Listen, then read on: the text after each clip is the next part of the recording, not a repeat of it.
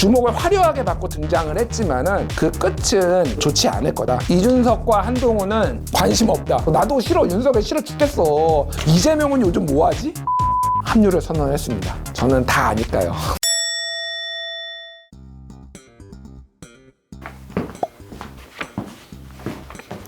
안녕하세요. 한겨레TV 시청자 여러분. 월요일의 시사교습소 시사종이 땡땡땡의 김준일입니다. 1월 1일 새해가 밝았습니다. 올해도 무탈하고 건강한 한 해가 되시기를 진심으로 기원하겠습니다. 오늘은 왜 혼자 계신가요? 일단은 학생 주임을 좀 불러야 될 것 같아요. 다 도망갔어. 어디 갔어? 반장, 오락부장 지금. 의욕이 떨어집니다. 하지만은 그래도 저는 학생들이 있기 때문에 오늘도 쉬지 않고 일을 하는 일타 강사 폭주 김준일 선생 계속 오늘도 진행하도록 하겠습니다. 선물이 뭐 있다는 감사합니다. 올해도 폭주 김준일. 작년에 조금 폭주를 하면서 제작진들이 좀 당황했어요. 윤석열이 싫어요 이렇게 했다가 굉장히 당황하는 일이 있었지만은 올해도 가열차게 윤석열 대통령을 비판하면서 또 가도록 하겠습니다. 저는 잘한 거는 잘한다고 칭찬하는데 인색하지 않습니다. 하지만은 비판은 아낌없이 가열차게 할 테니 기대해 주시기 바랍니다. 자, 오늘 제가 수업할 내용은 바로 2024년 정치권 지형도입니다. 그래서 제가 오늘 여러 가지 사진도 좀 준비를 했는데 일단은 인물들을 중심으로 제가 한 명씩 좀 짚어보도록 하겠습니다. 자, 이분들의 사주팔자를 제가 다 입수를 했지만은 오늘은 그런 걸로 명리학으로 하지 않습니다. 그런 거는 천공 같은 사람한테 물어보시면 돼요. 천공이나 아니면 뭐 다른 분들. 저는 오늘 철저하게 팩트를 기반으로 해가지고 어떤 일이 벌어질 수 있는 것인지 이런 것들을 조금 전문적으로 좀 짚어보도록 하겠습니다. 자, 그러면은 순서는 내 맘대로야. 내가 하고 싶은 순서대로 하는데 뭔가 핫한 사람부터 먼저 시작을 해보도록 하겠습니다. 자, 이 넷 중에서 가장 핫한 사람은 누굴까? 사람들마다 뭐 여기 시청자분들마다 조금 평가가 다르겠지만은 저는 한동훈 전 법무부 장관이자 현직 국민의힘 비대위원장, 이분을 가장 주목해야 된다라고 처음으로 꼽았습니다. 시청자분들이 보시기에 한동훈의 장점은 뭔가요? 국민의힘 의원들이 방송에 나와서 얘기를 해요. 한동훈 장관은 2030과 여성한테 인기가 있다. 뻥이에요. 그런 거 사실 아닙니다. 어떤 데이터나 지표를 봐도 2030과 여성한테 인기가 더 있다라는 증거는 나오지 않아요. 심지어 이재명 대표한테도 딱히 더 앞서거나 그러지 않습니다. 한동훈 장관은 6070의 열광적인 지지를 받고 있습니다. 그러니까 제발 국민의힘 여러분들, 특히 막 보수 패널 이런 분들, 진보든 보수든 중요하지 않아. 중요한 거는 사실관계와 데이터를 가지고 말을 해달라, 이런 말씀을 드리면서 한동훈 장관은 지금 보수 진영의 열화와 같은 성원을 받고 성화가 아니죠. 성원을 받고 있습니다. 자, 한동훈이 이순신이 될 것인가? 지금 국민의힘에서는 한동훈이 12척 남은 배를 가지고 나가가지고 명량해전에 이순신이 되기를 원한다라는 건데 굉장히 좀 재밌는 일들이 있었습니다. 법무부 장관 이임사를 하고 그런 다음에 기자들을 만나가지고 이런 얘기를 했어요. 9회 말 투아웃 투스트라이크 상황에서는 원치 않는 공이 들어오더라도 배트를 휘둘러야 된다. 뭔가 굉장히 막 한동훈 장관 좋아하는 요게 막 기사화가 엄청 됐어요. 그런데 잘 생각을 해보십시오. 지금 한동훈 장관한테 당에서는 뭘 요구했나요? 구원투수가 돼달라. 지금 급한 불을 좀 꺼달라. 마운드에 올라서 구원투수가 돼달라고 했는데 갑자기 본인은 타석에 서겠대요.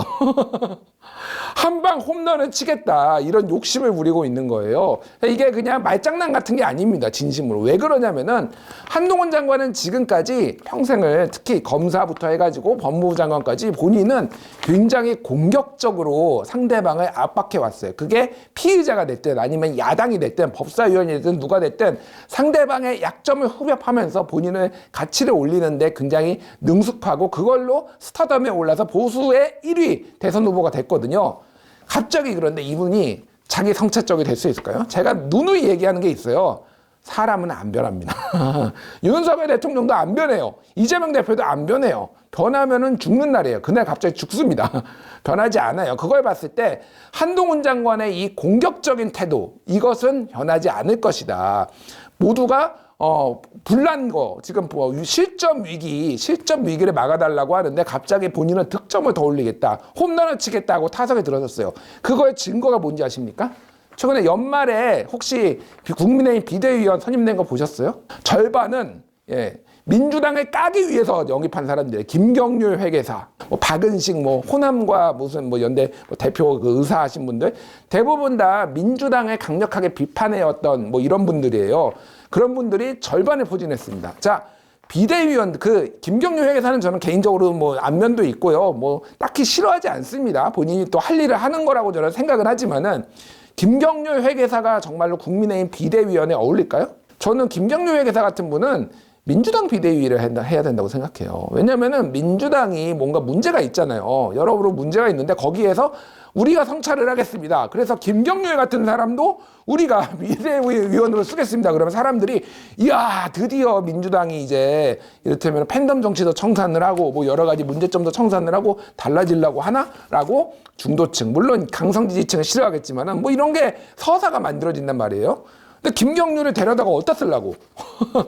지금보다 더 민주당하고 이재명을 잘 까게? 그러면은 갑자기 중도표가 돌아오나? 지금 이 정부가 얼마나 지금 문제가 많냐면은 갑자기 국방부에서 지금 그 정훈 교재라고 하죠. 그 군 장병 그 교재에 독도를 다 지워버렸어요 지금. 그리고 심지어는 거기를 분쟁 지역이라고 써놨습니다. 아니 세계의 어느 나라가 자국의 시료 지배를 하고 있는 나라를 국방부가 심지어는 그거를 그 분쟁 지역이라고 합니까? 그러니까 이를테면은 생각구열도 중국하고 일본하고 지금 분쟁 지역에 있잖아요. 일본은 거기를 분쟁 지역이라고 인정을 안 해요. 자국 영토라고 얘기를 합니다. 그리고 중국은 분쟁 지역이라고 얘기를 하는 거죠. 그리고 쿠릴리열도 러시아하고 일본하고 러시아가 시료 지배하고 있는데 거기는 분쟁 지역이 아니에요. 러시아 입장에서는 우리가 가지고 있는데 왜 분쟁 지역이야? 일본이 여기는 분쟁 지역이다 주장을 하는 겁니다. 독도 한 번도 우리가 분쟁 지역이라고 인정한 적이 없어. 근데 국방부가 갑자기 여기는 분쟁 지역입니다 라고 얘기를 하면은 일본이 좋아하지. 사법재판소에 빨리 가져갈 수 있으니까. 그러니까 우리는 사법재판소에 가야 된다라는 일본의 논리를 그대로 가져온 겁니다. 제가 말하는 건 뭐냐면은 이런 환경이에요. 이런 환경이면은 뭘 해야 되느냐? 반성과 성찰 뭐 이런 걸 해야 돼요. 이재명을 더 잘 깐다고 민주당을 586을 공격한다고 국민의힘이 살아나지 않습니다. 중도층은 지금 그런 거에 화가 나 있어요. 이 정부에. 왜 홍범도 흉상을 옮겼느냐? 왜 박정훈 대령이 지금 수사를 했던 사람이 왜 지금 항명이라고 지금 수사를 받아야 되느냐? 왜 이태원 참사에 대해서 아무도 정치적 책임을 지지 않느냐? 기타 등등. 왜 김건희 특검 법 앞에 평등하다고 했는데 왜 김건희 여사만 왜서 아무런 수사도 안 받고 지금 권오수 도이치모터스 회장은 지금 재판받은 지 1년이 됐는데 왜 기소조차 안 되고 있느냐? 그렇게 자신이 있으면 검찰이 불기소하면 되잖아요. 죄가 없다. 한동훈 장관이 그때 법무부 장관 때 수사지휘권 발동해가지고 결론 내리면 되잖아요. 아무것도 안 했습니다. 그리고 갑자기 얘기를 한다라는 겁니다. 한동훈은 대선 후보로서는 저는 굉장히 매력 있는 사람이라고 생각해요. 뭐가 됐든 뭐 싫어하시는 분도 있고 좋아하시는 분도 있겠지만은 매력이 있지만은 지금은 구원 투수가 필요한 상황인데 본인이 10대 2로 지고 있어요 지금. 근데 본인이 홈런을 치겠다고 하는데 말로 홈런을 쳐도 10대 6이에요. 뒤에 주자들이 다 계속 안타를 쳐줘야 됩니다. 근데 팀플레이가 지금 되고 있는데 그것도 다 이재명 까기로만 하는 사람들이. 그래서 굉장히 주목을 화려하게 받고 등장을 했지만은 그 끝은 별로 좋지 않을 거다. 올해 저는 그렇게 과감하게 예측을 해봅니다. 지금 총선 구도에 대해서는 제가 뒤에 좀 말씀을 드리겠지만은 여러모로 국민의힘이 많이 어렵다. 이런 말씀을 좀 드리겠습니다. 김경호 소장의 발언도 조금 문제가 되네요. 아니 그분이 NL 주사파였어요. NL 주사파였다가 운동권대 나쁜 놈들, 주사파 나쁜 놈들 해서 전향을 했어. 그리고 서울대 의대 들어갔다가 중퇴한 다음에 무슨 문과대로 갔더라고. 이 양반 아주 이력이 특이한 양반. 운동권 하다가 이제 뭐 전향한 양반인데 제가 한 거는 국민의힘 막 이런 데서 내부에서 이런 얘기가 나와요. 좌파 뿌락지인가? 왜 그런 발언을 하지? 농담으로라도 사람 목숨 가지고 그렇게 얘기하는 거 아닙니다. 그거는 금기사항이에요. 누가 얘기를 하든 그거는 큰일 나는 문제라고 저는 보고요. 그러니까 이미 시작부터 지금 삐걱대고 있다 이렇게 보시면 될 것 같습니다. 한동훈 아무래 올해 4월 총선 이후에 황교안의 길을 거둘 것이냐 안 걸을 것이냐 이제 그게 가장 관건이고 대선에 출마할 자격이 있는지 없는지를 본인이 판단을 받게 되는 그런 상황이 될 것 같습니다. 자, 그럼 윤석열 대통령 윤석열 대통령 훌륭하신 분이에요. 한동훈 장관한테 그런 얘기를 했습니다. 내 말을 가장 안 듣는 사람이다. 예, 내 말을 가장 안 듣고 우리는 서로 존중하는 관계다라고 해서 한동훈을 엄청 띄워주고 했던 겁니다. 일단은 제가 그 얘기부터 할게요. 올해 경제 전망에 대해서 IMF가 경제 성장률을 2.2% 정도로 이제 잡았습니다. 작년에는 2023년에는 1.4%였어요. 우리나라가 경제 성장률이 1%대 아래로 떨어진 거는 1980년 이후로 딱 3번 있어요. 예, 1998년 외환위기, 2008년 글로벌 금융위기, 2020년 팬데믹, 이거 빼놓고는 한 번도 없습니다. 그 어려운 거를 우리 윤석열 각각해서 해냈어. 1.4%. 어떻게 생각하십니까? 올해도 2%대가 어렵다라는 전망이 계속 나오고 있어요. 예, 지금은 일단은 IMF의 예상으로는 2.4에서 2.2로 낮췄는데 2.2에서 더 낮아질 가능성이 있다. 그러면은 대한민국 건국 이래 처음으로 1%대를 2번 기록하는 역사에 남을 전무후무한 대통령이 되실 거다. 일단은 작년 마지막 국무회의 때 윤석열 대통령이 그 말씀하셨어요. 우리 통계로 봤을 때 우리 윤석열 정부가 역대 실업률은 최저고 고용률은 최고입니다 라고 얘기를 했으면 맞아요. 통계가 그렇게 나왔어요. 의아하잖아요. 지금 다 죽겠다는데 왜 그런지 아세요? 구직 활동을 다 포기했어. 경제가 안 좋으니까. 정확하게는 청년 구직자 수가 13개월째 뒷걸음질 치고 있습니다. 그리고 노년층 60대 이상의 특히 여성들이 이게 주로 취업을 하는 곳이 이를테면 숙박, 서비스업 뭐 이런 거거든요. 이런 쪽에 지금 잔뜩 있어서 펌프질을 돈을 풀어가지고 엄청 펌프질을 했다라는 겁니다. 왜 그나마 그게 유지됐는지 아세요? 총선이 있으니까. 자, 4월이 지나면 무슨 일이 벌어질까요? 이 정부는 모든 경기부양 정책과 지금까지 해왔던 그런 유의 거를 다 끊어버릴 겁니다. 해야 될 유인이 없어요. 지금도 가까스로 이거저거 지금 다 풀고 있거든요. 그런데도 지금 이 모양이에요. 올해 경기 전망은 저는 더 안 좋게 봅니다. 예, 죄송한 말이지만은 지금 안전띠 단단하게 하셔야 된다. 굉장히 올해 물가도 심상치 않고 무엇보다도 고용률이나 이런 것들 그리고 외환 이런 것들이 상당히 안 좋을 것이다. 이렇게 말씀드리고 금리가 오를 겁니다. 일단은 금리가 오를 가능성이 상당히 있다. 뭐 이런 얘기를 드릴게요. 자, 이 두 사람의 관계는 어떻게 될 것인가?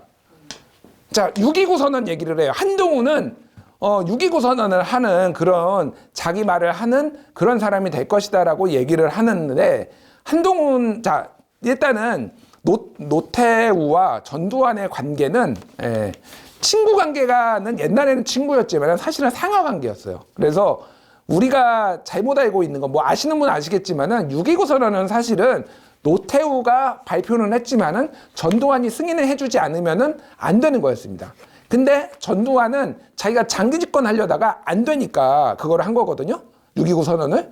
그래서 노태우한테 넘기는 게 낫겠다라는 거였어요. 그게 87년이었습니다. 지금 윤석열 정부는 2년도 아니라 여러분들이 좀 끔찍하게 들릴 수 있는데 아직도 3년 반이 남았습니다. 윤석열 정권이 아직 2년도 안 됐어요. 이 얘기는 무슨 얘기냐? 전두환이 82년도에 6.29 선언 하는 걸 기대하는 거예요. 아니 집권 2년 차에 무슨 6.29 선언을 합니까? 집권이 이렇게 남았는데 그런 거는 벌어질 수 없다. 그리고 이견이 있을 수 없어요. 왜냐하면은 검사 동일체거든. 검사들은 다 똑같습니다. 기본적으로 이견이 있을 수가 없다. 그렇기 때문에 윤석열 대통령은 총선에서 패배한 다음에 올해 저는 국민의힘이 패배할 가능성을 거의 90%로 봅니다. 일단은 당의 어떤 절대적인 의원의 숫자에서 1당이 못 될 가능성. 지금보다는 의석수가 늘어날 수도 있어요. 지금은 110석 정도 되거든요. 처음에 작년 2020년에 총선 끝났을 때 103석이었고 그거보다는 민주당 하는 꼴이 너무 어처구니가 없어서 조금 늘어날 수는 있지만은 다수당이 되는 거는 거의 불가능에 가깝다라고 보고 그러면은 이거에 대해서 어떻게 할 것인가에 대해서 이제 선택의 기로에 쓸 것이다. 레임덕이 올 가능성이 상당히 높다. 이렇게 보시면 될 것 같습니다. 자, 그 다음에 자 여기에서 누구로 갈까? 우리 준석이 준석이로 가자. 싸가지맨 이준석. 최근에 신당 창당 탈당 선언과 함께 신당 창당했죠. 왜 마포 참수갈비에서 하셨는지 상계동에 있는 그거는 뭐 본인이 거기에서 서민들이 살고 있고 12년 정치를 한 곳이어서 의미가 있다라고 얘기를 했어요. 이준석은 기본적으로 굉장히 어려운 길을 가고 있습니다. 왜냐하면 대한민국의 양당의 정치권에서 특히 의회에서의 기득권은 어느 정도냐면은 양당이 아닌 사람이 국회의원이 된다는 거는 기본적으로 10% 미만이에요. 그냥 통계적으로 봤을 때. 대부분 지난 총선에서 2020년 총선에서 양당의 의석 점유율이 94.5%였어요. 역대 최고를 찍었는데 그 정도로 다른 정당, 정의당이 됐든 아니면 제3정당이 됐든 뭐가 됐든 그 국회의원이 돼서 의회로 진출하는 거는 매우 힘들다. 그래서 이준석이 어려운 길을 선택했지만은 이거는 이준석이 원해서 간 길은 아니에요, 사실은. 이준석은 어쩔 수 없이 간 길인 것도 맞습니다. 왜냐하면은 이준석 입장에서는 윤석열 대통령이 찍어낸 거거든요. 내부 총질하는 당대표 이러면서 찍어냈잖아요. 이준석의 성정상 이거를 버틸 수가 없고 가장 문제는 신뢰가 없어요. 이준석이 계속 얘기하고 다른 사람들도 얘기를 하는데 윤석열 대통령 이분의 특징이 뭐냐면은 양두구육이에요, 진짜. 앞에서 하는 얘기하고 뒤에서 하는 얘기가 달라가지고 그리고 즉흥적으로 오전에 결정했다가 오후에 뒤집거나 이런 일이 많기 때문에 측근들도 종잡을 수가 없다라는 거. 그게 이제 김기현 대표 찍어낼 때 그거였잖아요. 초선 의원들이 다 모여가지고 막 당에서 자살 특공대냐 최춘식 의원이 얘기하고 막 김기현 옹호하고 했을 때는 용산 쪽에서 시그널은 김기현 체제로 간다였거든. 그러니까 다 그렇게 한 거야. 그 박성민 의원, 그 울산에 있는 박성민 의원, 그 시의원부터 한 분, 그분이 이제 윤석열 대통령의 오랜 지인, 아카 술친구 이렇게 알려져 있어요. 그런데 그분이 나는 윤심을 진짜 잘하는 사람이다. 그리고 심지어는 해외 순방하고 있을 때 네덜란드 갔을 때 20번 전화 통화했다. 막 주변에 자랑하고 이랬던 사람이에요. 그런 사람도 김기현을 지켜야 됩니다. 막 이랬단 말이야. 근데 갑자기 김기현이 날아갔어. 멘붕이 온 거야. 아니 이게 뭐지? 이게 무슨 일이지? 그런 식으로 정치를 막 하고 양두구역 앞뒤가 다른 사람이야. 자기 맘대로 하는 사람이니까 이준석은 윤석열을 믿을 수가 없는 거지. 그러니까 무슨 통합선대위원장을 준다, 뭐 공천 자리를 준다. 이거는 이준석이 주장하는 바죠. 거기 사퇴하는 선언문에서. 그때 이거를 믿을 수가 없기 때문에 본인은 이제 본인의 길을 간다라는 거고, 또 하나는 이준석은 개혁보수를 살려보겠다. 이런 이제 새로운 정치를 하겠다라는 얘기를 하고 있습니다. 이준석은 올해 전망은 사실은 그렇게 난 밝지 않다고 봐. 왜냐하면은 신당이 우리나라에서 성공한 사례들을 보면은 1로 3긴 빼놓고 그 이유를 얘기를 해볼게요. 가장 성공한 신당은 누굽니까? 실망입니다. 저를 잊으시다니 안철수입니다. 안철수가 38석을 했단 말이야. 무려 국민의당을 가지고. 이게 제3당이 가져왔던 역대 최고의 성적이에요. 왜 그러냐? 우리나라에서는 기본적으로 지역구도가 없으면 지역을 먹지 않으면 그 정도로 지역구에서 의석을 가져오기가 힘들어요. 그러다 보니까 이준석은 지금 지역을 먹을 수가 없어. 지금 현재 상황에서 아무리 지역주의가 완화됐다고 하더라도 관습적으로 투표하는 사람들을 이겨낼 수가 없단 말이에요. 지금 여기에서 만약에 가져오면은 국민의힘의 대대적인 공천학살이 있을 예정이고 거기에 이삭줍기를 통해서 대구 지역을 좀 뚫어보겠다, 이런 대구 경북 뚫어보겠다라는 건데 그래봤자 많아봤자 대여섯 석입니다. 예. 그래서 이준석은 비례로 가져오는 정당 의석수 다 합쳐가지고 개인적으로는 10석을 넘기면 성공이라고 봅니다. 그런데 사람들의 눈높이는 안철수입니다. 이렇게 될 거예요. 38석을 넘겨야지 성공이지. 사람들은 최소한 교섭단체 20석은 넘겨야지 성공이지라는 잣대를 들이댈 거예요. 그렇기 때문에 이준석의 미래가 그렇게 밝다고 볼 수는 없지만은 하지만은 이준석한테 뭐가 있다? 미래가 있다. 왜냐하면은 나이가 젊어요. 지금 40살이 안 됐어요. 이제 윤석열 나이로 이제 39이 됐어요. 이준석이. 그러면 앞으로 20년이 지나도 60이 안 돼. 앞으로 이준석의 시간은 다시 올 것이다. 어떤 식으로든 다시 국민의힘하고 해가지고 당을 접수를 하든 뭘 하든 여러 가지 가능성이 있고, 이준석의 이번 도전은 굉장히 큰 자산으로 남을 겁니다. 왜 그러냐면은 옛날에 바른미래당 때는 이준석은 따라 나가는 종속 변수였어요, 사실은.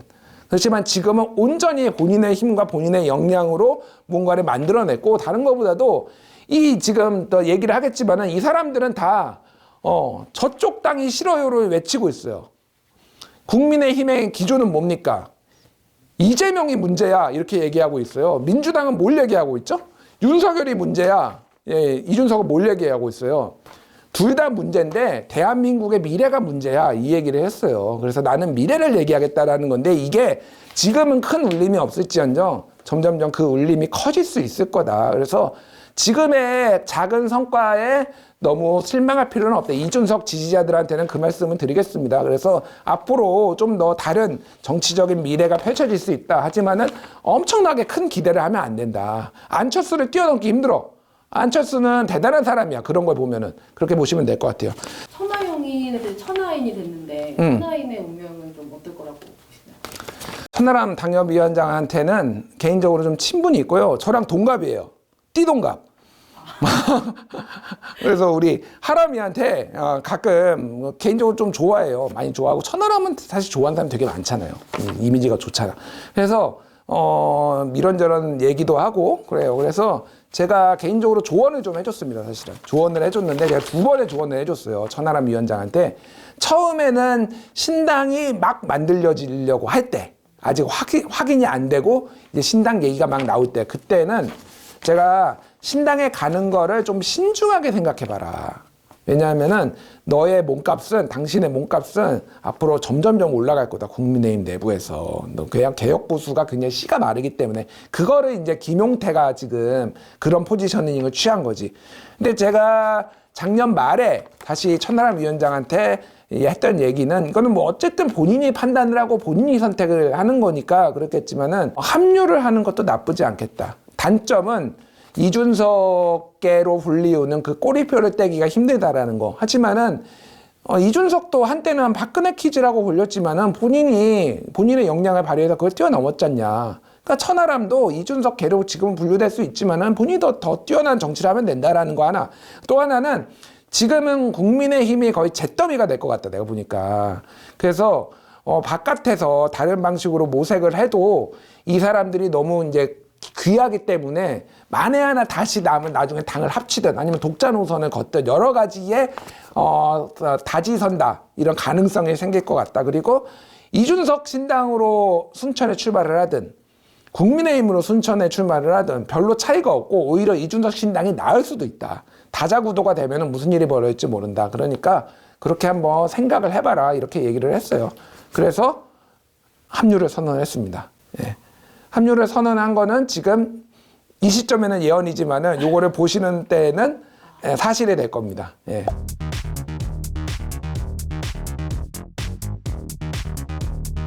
저는 다 아니까요. 선생님은 다 압니다.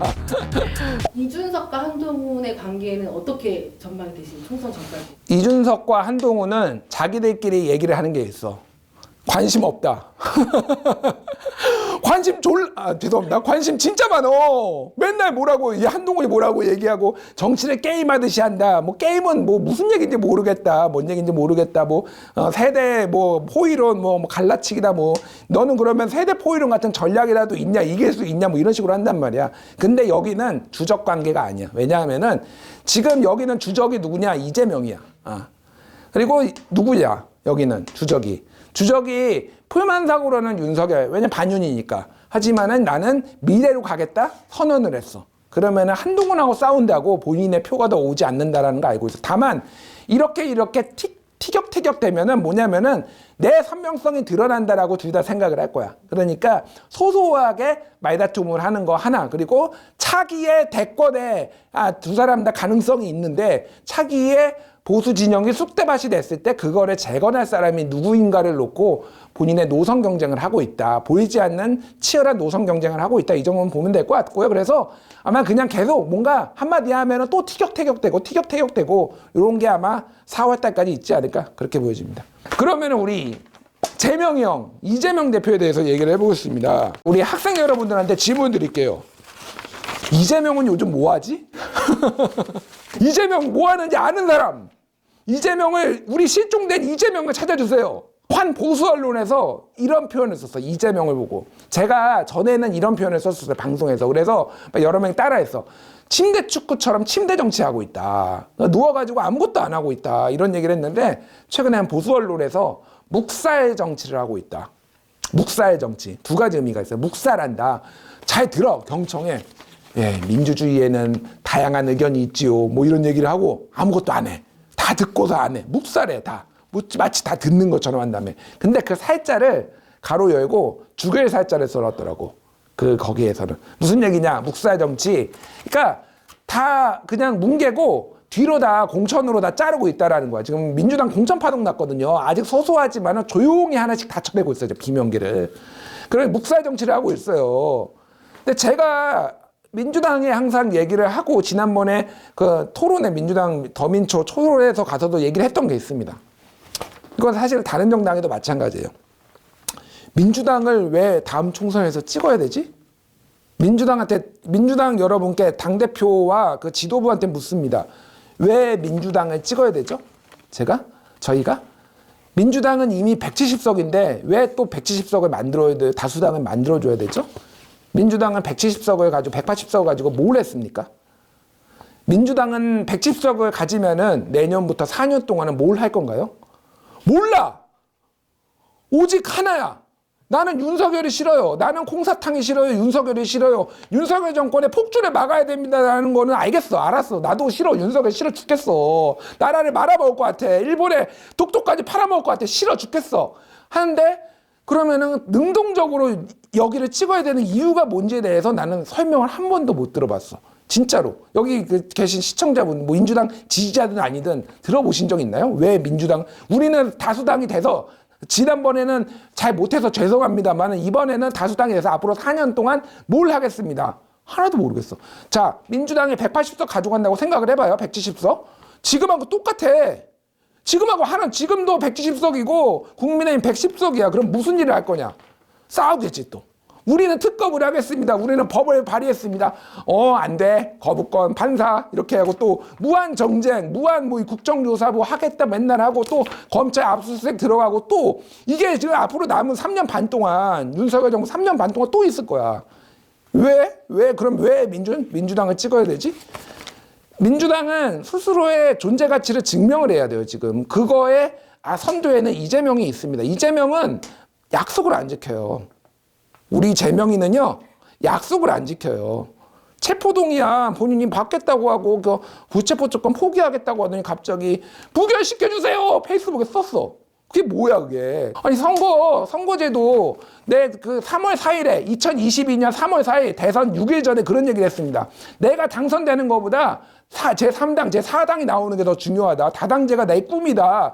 비례대표 늘리고 연동 비례대표 계속하고 이게 내 꿈이다라고 얘기했어요. 기사로 다 나와 있어. 왜 안 지켜? 누가 이재명하고 손잡고 앞으로 정치를 하겠어, 민주당하고? 아직 선거제도와 관련해서는 아직 여지가 남아있는데 1월 3일 날 제가 또 민주당 토론회를 갑니다. 그때 토론회 가서 또 이 얘기를 할 거예요. 자, 총선은 기본적으로 민주당이 유리하고요. 앞으로도 한 10년에서 15년은 계속 민주당이 유리할 거예요. 왜 그러냐면은 진보와 보수는 대한민국이 비슷비슷해요. 사실은 숫자로 전체 총숫자로 보면. 근데 지역 분포가 보수가 특정 지역에 편중돼 있어. 영남권에 편중돼 있고 수도권이 지금 30대 중후반부터 50대 중반까지가 민주당의 가장 열성 지지자들이 많이 몰려 있는데 여기가 항아리형처럼 이런 구조로 인구 구조가 돼 있단 말이에요. 그리고 2차 베이비붐 세대가 70년 100만 명 나오면부터 그 전후로 해가지고 90만 명, 95만 명이 태어났던 세대가 그대로 있어. 이게 한번 첫 투표를 민주당에 했던 사람들은 계속 갑니다. 이 첫 투표의 중요성 이거는 뭐 정치학 논문에도 나와 있고 그렇습니다. 노무현과 김대중을 찍었던 이 사람들이 그러니까 수도권에서는 앞으로도 굉장히 유리한 60%에서 70%를 계속 먹을 거예요. 영남에서의 불리함을 상쇄하고도 남어. 근데 문제는 대선이야. 대선은 민주당은요 약속을 안 지켜요. 손을 안 잡아. 그래서 그리고 지지자들이 배타적이. 예전에 제가 한번 개딸 이거 분석해드린 적 있잖아요. 민주당은 기본적으로 자기들이 너무 큰 세력이야. 그 세력의 40%니까 원래도 다른 세력하고 배타적인 데다가 약속을 안 지켜. 뒤통수 치는 정당이야. 그럼 누가 민주당하고 손잡고 대선에 만약에 보수랑 진보랑 1대1 구도로 가면은 보수가 이깁니다. 왜 이기느냐? 역대 다 대선이 그랬어요. 2012년에 문재인하고 박근혜하고 모두가 총결집했는데 박근혜가 이겼고요. 이번에 2022년에도 이재명이랑 윤석열이랑 다 끌어안았는데 윤석열이 이겼어요. 진보는 민주당 계열은 중도에 손을 잡던지 이게 누가 되든 DJP 김종필이 됐든 아니면은 정몽준이 됐든 아니면 아예 오자구도가 돼가지고 그러면은 덩어리가 제일 크니까 이겨요 대선에. 근데 1대1 구도로 가면은 져요. 그 지는 이유가 근본적인 이유가 뭐냐? 약속을 안 지켜. 연합 정치를 해야지. 그러면은 약속도 주고 의석도 나눠주고 뭐 의제가 있으면은 정의당도 배신자다, 누구도 배신자다 그러면 누가 민주당하고 손을 잡습니까? 그러니까 이재명은 길게 봐라. 이재명 대표의 앞날은 모르겠어요. 사실은 구속이 될지 타법 리스크가 워낙 크기 때문에 저는 구속될 가능성도 배제할 수 없다고 봅니다. 총선 이후에. 다만 이재명이 끝까지 정치인으로서 살아남으려면은 단 눈앞의 단기적인 이익이 아니라 통 크게 소위 말하는 민주진보 진영을 어떻게 연합해서 가져갈 것인가에 대한 청사진을 보여줘야 된다. 그리고 약속을 지키는 사람이 정치인이 돼야 된다. 이게 아니면은 이재명의 미래는 매우 어렵다. 그렇게 봅니다. 그래서 총선에는 분명히 있을 거예요. 민주당이 일당이 못 될 확률이 저는 10% 미만이라고 봅니다. 그 정도로 사실은 민주당한테 기본적으로 유리한 판이다. 지금 정권 심판론이 워낙 강하기 때문에 아무리 한동훈이 열심히 한다고 해도 여기는 검사 동일체야. 이걸 뛰어넘을 수가 없어. 박근혜처럼 이명박하고 싸워가지고 들이받았던 이런 역사적인 어떤 맥락들이 있는 것도 아니고, 박근혜가 성공했던 거는 4대강 반대하는 이상돈 영입하고, 그리고 재벌 막 이런 기조에 반대하는 경제민주화한 이 김종인 영입하고, 그리고 보수의 노령화, 고령화가 된 거를 조금 희석시키기 위해서 이준석 영입하고, 그리고 당 색깔 바꾸고, 당명 바꾸고 이러면서 이런 부정적인 거를 싹 희소를 했단 말이야. 그러니까 보수의 성찰이 있으니까 박근혜는 가능했던 거고, 이명박하고 5년 동안 싸운 걸 아니까 여기도 일종의 정권교체네? 이런 느낌을 사람들이 가졌는데, 한동훈이 이기면은 정권교체인가? 검사 동일체인데? 한동훈, 윤석열의 아바타, 윤석열의 집사 이런 얘기 듣는데 안 된다고 여기는. 그러니까 이재명이 진짜 이재명 안 좋아하는 사람 많지만은 이재명 민주당이 지기가 힘든 싸움이다 사실은. 우리 건희 여사, 우리 건희 누님, 야, 나는 우리 건희 누님이 대장부라고 생각해. 이분의 스타일 보면은 그때 서울의 소리 거기서 나왔잖아. 남북 관계와 통일을 걱정하시는 분이야 이분이. 얼마나 통 큰 분인데 이렇게 좁지 않아요. 스케일이 작은 분이 아니에요. 자, 크게 보자. 예.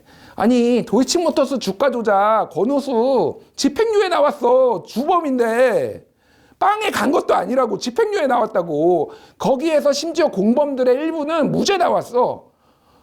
주가 조작에 적극적으로 가담하지 않았다고. 정말로 안 했어? 진짜 안 했어? 증거가 차고 넘치는데 그렇게? 온갖 갑자기 전화 받고 갑자기 몇만 주 빼니까 장모 최은순이가 몇만 주 바로 사고 막 이런 게 너무 많아. 증거가. 정말 안 했다고? 명품 백을 왜 받아? 그러니까 왜 받냐고. 여사님, 누님 내려놓자. 윤석열 정권의 성공을 위해서는 특검 받고 자숙하자. 그리고 본인한테 나중에 기회가 올 거야. 아니, 그리고 결혼 전에 한 거잖아, 솔직히. 결혼 전에 했으면 죄송합니다. 사과도 잘 하시잖아. 저는 그때 슬픈 얼굴로 그렇게 말씀하셨잖아요. 저는 내조만 하겠습니다. 이렇게. 이제 망해, 이러다가 정권 망한다고. 본인도 감옥 가. 그러니까 이거 내가 보기엔 집행유예, 이거 수사에 특검이 한다고 해서 집행유예 나옵니다. 이거에 만족하지 못하시는 분도 있겠지만은 앞에 선고가 그렇게 나왔어, 이미 재판부가. 그러니까 좀 대범한 정치를 하시는 분은 아니지만 대범한 정치하자. 사실 정치인이나 마찬가지지.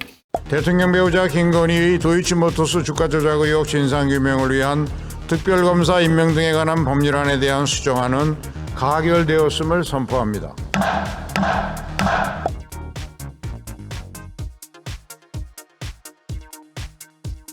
쌍특검 어떻게 진행될 거라고 보시나요? 자, 쉽게 얘기를 할게요. 자, 1월 12일까지 윤석열 대통령이 거부권 행사 여부를 결정을 해야 됩니다. 1월 12일이면 얼마 안 남았어요. 예. 왜냐면 법 통과되고 보름 안에 대통령이 하도록 돼 있습니다. 그러면은 매우 유력한 확률로 거부권을 행사할 거예요. 그런데 거부권을 행사하면 무슨 일이 벌어지느냐? 1월에는 정기국회가 안 열려요. 원래 의원들 쉬는 거예요. 일부러 막 열려고 할 수는 있겠지만은 다 의지가 없을 거야. 양당 다. 1월은 좀 쉬어야 되니까. 2월 달에 이제 국회 준비를 하기 위해서 열려면 열 수 있어요. 2월 달에 민주당이 열려고 하면은 국회의장이 받아줘야 돼요. 그러면은 국민의힘이 우리는 동의할 수 없어. 개원을 동의할 수 없어. 이렇게 막 싸울 거예요. 그럼 언제 열어? 3월에 열어? 3월에 열면은 진짜 총선 직전에 이제 그때부터 특검 임명 절차 들어가요. 그러면은 대한변협에서 추천받아가지고 야당에서 하면은 대통령이 그거 일주일 안에 제거받아가지고 그 절차가 다 하고 특검이 딱 열어서 그러면 김건희 압수수색 하겠습니다. 막 이런 거부터 나온다고. 이거는 이래 가나 저래 가나 망하는 길이야, 국민의힘은. 그게 이미 근데 선 반영됐어요. 사실은 그게 더 폭삭 망하진 않아요. 어차피 국민의힘의 지지자들은 이거는 말씀하셨잖아, 이미. 이 법은 악법이다. 이미 교시가 내려왔어. 국민의힘 지지자들은 다 그냥 악법이라고 보고 있어. 악법에 대해서 뭐. 근데 중도는 어떻게 볼까? 한국갤럽 기준으로 12월 5일에서 7일 한국갤럽 국민일보 의뢰로 조사한 거 보면 대통령이 거부권 행사하면 안 된다. 70%, 거부권 행사해야 된다. 20%. 이거는 35대 60보다도 지금 지형보다도 여론이 안 좋단 말이에요. 이건 손해보는 장사고 확장성을 완전히 가로막는 거다. 그러니까 중도를 가져와야 될 거 아니야. 수도권은 특히 1000표 차로 당락이 결정됐는데, 자, 권영세 장관 용산에서 2020년에 900표 차로 당선됐습니다. 용산이 그런데요. 이길 수 있을까, 용산? 권영세 장관 안 나온대. 안 나올 가능성이 높대. 어떻게 될지 모르니까. 하여간 제가 말하는 거는 꽃놀이패를 민주당이 쥐고 있다. 여러모로 봤을 때. 그래서 김건희 특검이 안 될 가능성은 매우 낮다고 보면 될 것 같습니다. 언제 시점이 2월이냐 3월이냐 뭐 4월이냐 뭐 정말 낮은 확률이지만 총선 이후에 특검하는 걸로 합의를 볼 가능성도 배제를 할 수가 있는데 협상을 해야 되잖아. 이분은 협상 능력 제로. 이분은 전사야. 이분은 조져야 돼, 저쪽 팀을. 나는 싸워본 역사밖에 없어. 그렇기 때문에 협상을 받아줄 이유가 없다, 민주당이. 그렇게 보시면 되겠습니다. 국민의힘에서도 이 특검을 하는 걸로 합의를 하는 쪽으로 그렇게 협상이 될 거라는 말씀이신가요? 여러 가지 가능성이 있어요. 왜 이걸 복잡하냐면은 2월 달이나 3월 달이 되면은 공천에서 탈락한 사람들이 더 이상 용산의 말을 듣지 않아도 돼요. 그리고 지금 이준석의 생각은 뭐냐면은 국민의힘에 피바람이 불 거예요. 피바람이 불 거기 때문에 대구 같은 경우에는 지금 거의 다 80% 이상 교체된다고 보면 됩니다. 여기 한동훈 장관이 비대위원장 그 얘기 했잖아요. 나는 불출마하겠다고. 그거를 아니 한 4선 의원 뭐 이런 분이 불출마하면 이해를 하겠는데 지금 당이 어려운데 본인이 출마해서 한 석이라도 가져와야지. 뭔 얘기야. 근데 어쨌든 불출마를 만약에 쇄신같이 포장을 했단 말이에요. 그러면은 무슨 일이 벌어지느냐. 나도 불출마했으니까 너희들도 불출마하고 당을 위해서 혁신을 해라. 당을 위해서 희생을 해라. 라는 걸로 갈 거란 말이에요. 굉장히 많은 영남 의원들이 물갈이가 될 거예요. 준석이는 기다리고 있어 지금. 그분들이 가져온 다음에 그 다음에 특검법. 자, 제2투표할 때는 무기명이에요. 누가 무슨 표를 던졌는지 몰라. 이게 어느 쪽이 뭐가 나왔는지 알 수도 없어. 그러면 어떻게 되느냐. 여기는 쑥대밭이 되는 거죠. 그러니까 저는 통과될 가능성도 거부될 가능성도 있는데 민주당이 키를 쥐고 있어요. 그거는. 자, 2월 초에 만약에 특검법을 만약에 국회에서 통과를 시키려면 그때는 공천이 확정이 안 됐기 때문에 그때는 국힘 의원들이 나는 거부권 행사할 거야. 아니 거부권이네. 부결시킬 거야. 이렇게 나올 수가 있어. 근데 2월 말만 돼도 이미 다 끝났거든요. 누가 될지 안 될지 많이 돌아설 수 있어요. 그러니까 지금 상황은 몰라요. 지금 특검 할지 안 할지 모르는데 저는 민주당이 전략적 판단이 있다라면은 지금 특검 할 가능성이 점점점 높아지고 있다. 거부권 행사에도 부담, 그리고 2월이든 3월이든 언제 나와도 타임라인 상으로 부담, 여러 가지로 지금 국민의힘이 어려운 상황이다. 확장성을 제어하고 있다. 이렇게 보시면 될 것 같습니다. 마지막 저희 시그니처 여야 그 정부에게 신년 숙제를 내주신다. 저를 설득해 주십시오. 농담이 아니에요. 저를 설득해 주십시오. 자, 국민의힘의 캐치프레이즈 586 정치 청산하겠다. 뭐 586 정치도 저도 뭐 문제가 있다고 생각해요. 뭐 일부 뭐 고인물처럼 믿는 분도 있고. 근데 586 정치를 청산하는 것 때문에 다수당이 되겠다고? 그러니까 국민의힘은 왜 일당이 돼야 되는지 국민들이 묻고 있어요. 많은 국민들이 특히 중도 성향의 스윙부터 사람들은 왜 국민의힘한테 표를 줘야 되지? 제가 물어볼게요. 국민의힘은 왜 일당이 되려고 합니까? 더 많은 독립투사들 모욕하고 더 많이 검찰 수사하고 KBS, MBC 해체하고 YTN 매각하고 연합뉴스 TV 매각하고 국방부가 해서 독도 팔아먹고 이러려고 다수당이 되려고 하나요?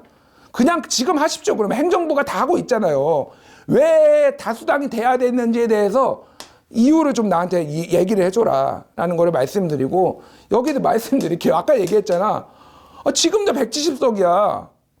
근데 왜 또 170석을 만들어요? 150석 이상을 왜 만들어줘야 돼? 나 반 윤석열 알았어요. 나도 싫으니까. 그거 말고 도대체 그러면 앞으로 4년 다수당이 되면 뭘 할지에 대해서 설득을 해주세요. 정치개혁을 하겠다, 뭐를 하겠다, 뭐 이런 거 있잖아요. 그런 거. 이준석은 어쨌든 본인은 이런 거를 하겠다고 다수당이 되고 싶다라고 얘기를 했어. 근데 미안한데 다수당 안 돼. 미안해. 정책들에 대해서 좀 더 구체적으로 얘기를 해주면 좋겠다. 우리 윤석열 대통령님은 근신하십시오. 다른 거 원하지 않습니다. 해외 그만 나가고 근신 좀 해라. 뭐 국익 외교를 하겠다라고 했는데 그냥 국내에서 공부 잘하는 애들은 다 과외 안 받아도 다 성적 나오거든요. 국내에서 하세요. 그냥 외국 좀 나가지 말고 제발 좀 근신 좀 했으면 좋겠습니다. 새해 인사 한번 해주시고 이제 마무리. 네, 죄송합니다. 일단은 제가 목소리가 좀 올라갔는데 정말 이 암울한 정치 현실과 대한민국의 미래 때문에 제가 조금 약간 더 흥분을 했나 봅니다. 약간의 거친 표현들 죄송하다는 말씀드리고요. 그럼에도 불구하고 우리가 희망을 잃으면 안 된다. 가장 우리가 정치를 외면했을 때 가장 그 큰 문제는 가장 저질스러운 인간들한테 지배를 당한다는 거예요. 어쨌든 끝까지 우리 시청자 여러분들이 끝까지 지켜보시고 본인의 합리적인 판단으로 투표를 하시면 됩니다. 누구를 찍으시든 상관없어요. 가장 중요한 거는 대한민국의 미래 를 바꿀 사람이 누구냐. 그리고 저쪽이 싫어요만 보이지 말고 우리 유권자들이 얘기를 해주셔야 돼요. 너는 뭘 우리한테 보여줄 수 있냐. 4년간 그러면 앞으로 어떤 대한민국을 만들 것인지 청사진에 보여달라고 한다라면은 네거티브만 말고 포지티브한 정책들도 나올 수 있지 않을까 그렇게 보여집니다. 저는 올해도 한 해도 연초부터 폭주했는데 쭉 폭주하겠습니다. 제가 구속되지 않는 그날까지 저는 열심히 하겠습니다. 오늘도 시청해주신 여러분 감사합니다.